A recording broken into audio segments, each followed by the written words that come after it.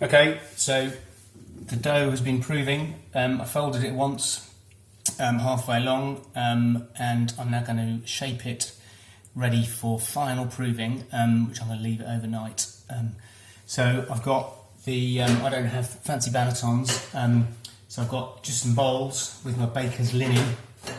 I'm going to put a little bit of flour in each one, like that. There we go. And we've got the dough ready for shaping. It's not fully risen, but that's alright because it's going to go overnight and it will rise up nicely ready for a bake in the morning. So let's get it out of the bowl.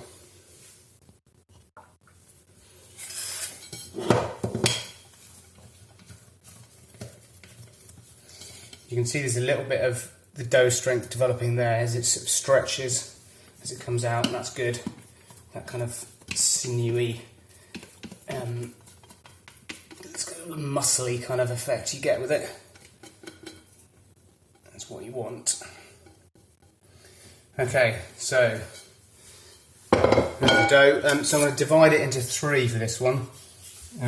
So put a little bit of flour along the cuts, because otherwise it sticks to the dough scraper massively, which is really annoying. And then you can just cut it into 3. And you're just going to roughly shape each one, try not to get too much flour on the inside, and then let it rest for a little while. So I'm just going to put them roughly into a round. And just let it rest. I don't know what good the resting does, but recipe tells you to do that. So just scrape it around. It still can be quite sticky at this point, don't need much flour on it.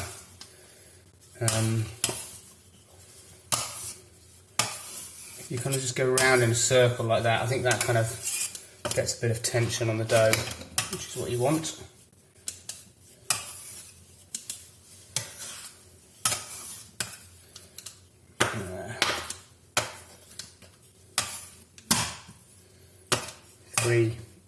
Three things ready to rest for a little bit. Alright, back in 10-15 minutes. Okay, I'm going to shape them now into their loaf shapes and then stick them in here ready to prove overnight. So, basic technique is you need a little bit of flour here to stop it sticking. Stretch, fold over, and then you fold in like that. So 1, 2, 3, and then you turn it around through 180 degrees and do the same thing again. Stretch, fold, stretch, fold, stretch, fold. This is the seam, the bit here. So then you just want to kind of turn it over onto the seam and then tuck a bit of flour underneath it.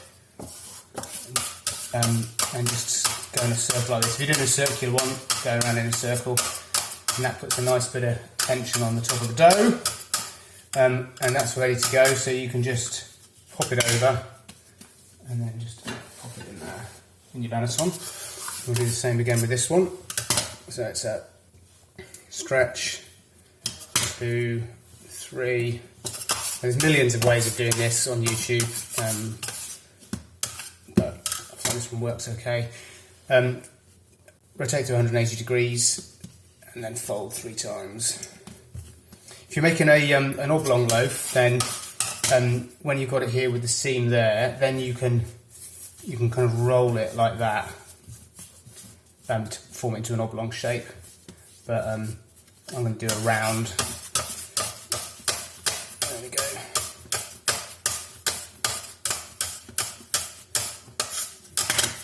And that one can flip over and go in there.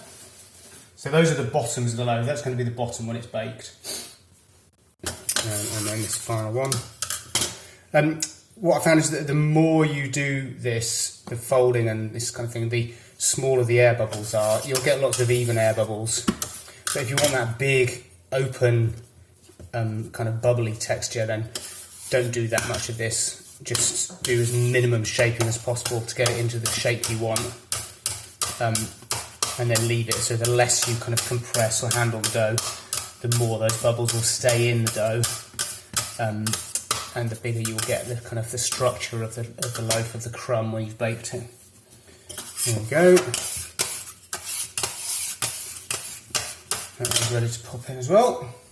There they are. So those are ready to go. Downstairs, just kind of arrange them like this and then just fold over the linen. I'm just going to see maybe a little bit of flour on the top. This is rye flour, which works quite well to stop it sticking, but you can use any flour really.